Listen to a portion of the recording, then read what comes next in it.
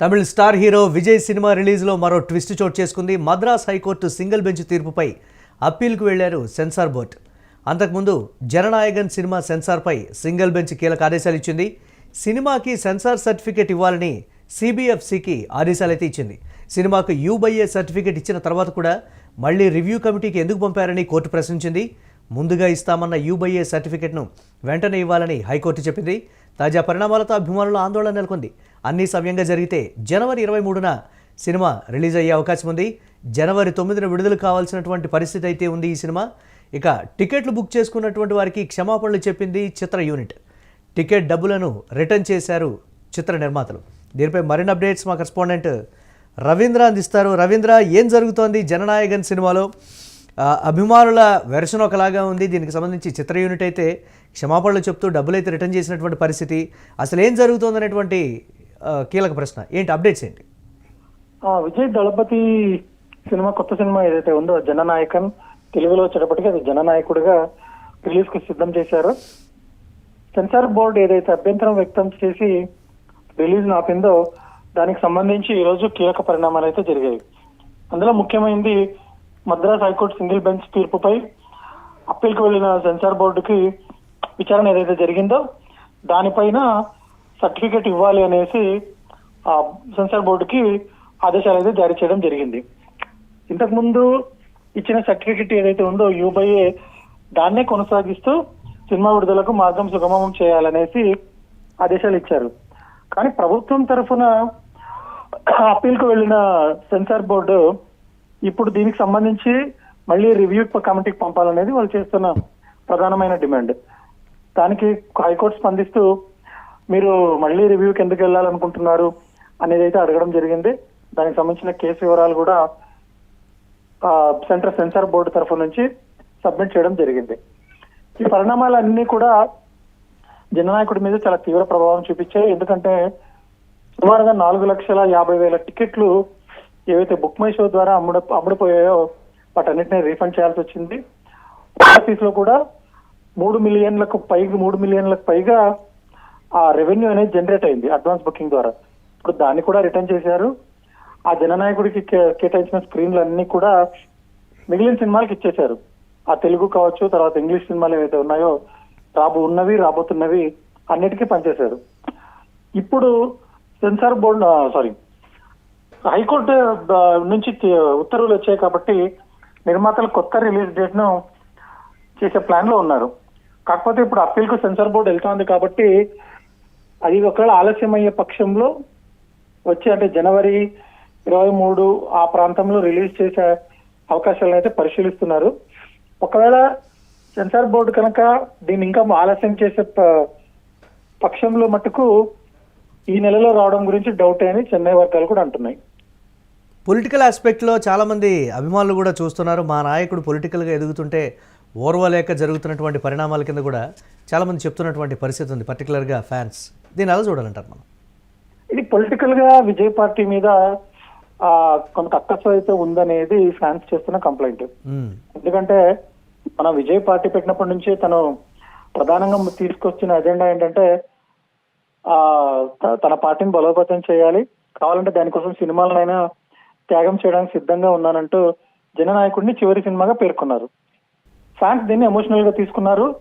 తర్వాత ప్రేక్షకులు కూడా దాని పట్ల చాలా ఆసక్తిగా ఉన్నారు.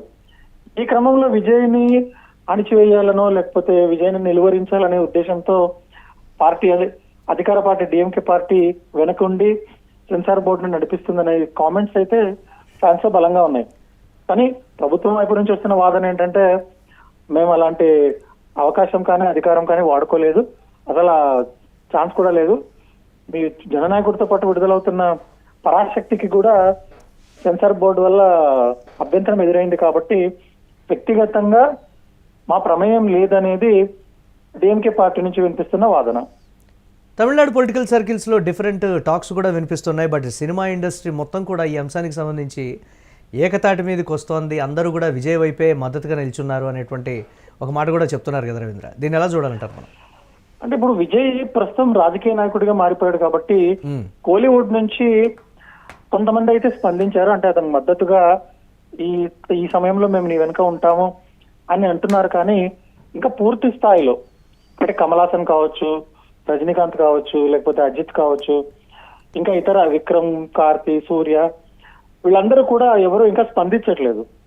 ఎందుకంటే ఇది రాజకీయంతో ముడిపడింది కాబట్టి మేము ఈరోజు విజయ్కు మద్దతు ఇస్తే మేమేదో ఆ పార్టీకి మద్దతు ఇచ్చామని రూలింగ్ పార్టీ కానీ లేకపోతే ఆ సామాన్య ప్రజలు అనుకునే ఛాన్స్ ఉంది కాబట్టి వాళ్ళు చాలా జాగ్రత్తగా అడుగులు వేస్తున్నారు. ఫ్యాన్స్ డిమాండ్ చేస్తోంది కూడా అదే. కోలీవుడ్ అంతా ఏకం కావాలి, అందరూ ఆ గళం విప్పాలి, అందరూ దీని గురించి నిరసన తెలపాలి, అప్పుడే ప్రభుత్వం దిగొస్తుంది, సెన్సార్ అధికారులకు తెలిసి వస్తుంది అనేది విజయ్ ఫ్యాన్స్ చెప్తున్న వాదన. కానీ అందరూ ఈ విషయంలో మాట్లాడతారని అయితే లేదు. ఒకవేళ విజయ్ కనుక టీవీకే పార్టీ పెట్టకుండా ఈ రోజు సినిమా కనుక చిక్కుల్లో ఉండింటే నడిగర్ సంఘం కావచ్చు, లేకపోతే తమిళనాడు నటీనటులు కావచ్చు, వాళ్ళందరూ స్పందించి ఉండేవాళ్ళు. ఇక్కడ పాలిటిక్స్ ముడిపడటం వల్ల అందరూ చాలా జాగ్రత్తగా అయితే ఉన్నారు. ఎస్, తెలుగు సినీ ఇండస్ట్రీ పరిణామాన్ని ఎలా చూస్తోంది రవీంద్ర? అంటే పెద్దలు కానీ ఇండస్ట్రీలో ఒక రకమైనటువంటి టాక్ అయితే నడుస్తున్నటువంటి సిచ్యువేషన్ ఉంది కదా. చాలా వరకు కూడా తెలుగులో కూడా ఒక మంచి ఫ్యాన్ బేస్ అయితే విజయ్కు ఉన్నటువంటి సిచ్యువేషన్ ఉంది. దాని అలా చూడండి.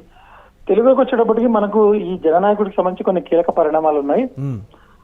మనకు అంటే ఈ వాయిదా పడక ముందు జననాయకుడిని తెలుగులో తీసుకురావాలనేసి టీవీఆర్ ఐనాక్స్ సంస్థ డిస్ట్రిబ్యూట్ చేయడానికి నిర్ణయించుకుంది. దానికి తగ్గట్లు థియేటర్లు కేటాయించారు. ప్రభాస్ ఫ్యాన్స్ దాని మీద ఆగ్రహం వ్యక్తం చేస్తూ రాజాసాబ్కి ఇవ్వకుండా జననాయకుడికి ఎలా ఇస్తారు అనే చర్చలు, పదలు ఇవన్నీ జరిగాయి. ఇక్కడ ఈ సినిమాకి సంబంధించి మన టాలీవుడ్ లో పరిశీలనలు ఎలా ఉన్నాయంటే, ఇప్పుడు ఒకవైపు సంక్రాంతి సినిమాల పోటీ తీవ్రంగా ఉంది. మనకు టాలీవుడ్ నుంచి 5 సినిమాలు వస్తున్నాయి. ఈ హడావిడి వాతావరణంలో జననాయకుడికి మీద జరుగుతున్న ఇష్యూస్ ఏవైతే ఉన్నాయో వాటి మీద పెద్దలు అంత సీరియస్ గా అయితే ఫోకస్ పెట్టట్లేదు. ఇంకా అంటే చెప్పాలంటే కొంతమంది సంతోషపడుతున్న వాళ్ళు కూడా ఉన్నారు, అదనపు థియేటర్లు ఇక్కడ సినిమాలకు దొరుకుతాయనేసి. కాకపోతే సెన్సార్ బోర్డు ఏదైతే అబ్జెక్షన్ రైజ్ చేసిందో, అంటే సినిమాలో ఉన్న పొలిటికల్ కంటెంట్ కి సంబంధించి రాబోయే రోజుల్లో దర్శకులు, నిర్మాతలు వాటి పట్ల జాగ్రత్తగా అయితే ఉండొచ్చు. ఎందుకంటే మనకు ఇబ్బంది రావచ్చు. మనం ఏదైనా రాజకీయాలకు సంబంధించిన ఎపిసోడ్స్ కానీ సీన్స్ కానీ పెడితే మనకు ఇలాంటి అబ్జెక్షన్స్ రావచ్చు అనే ఆలోచనలు అయితే ఛాన్స్ ఉంది.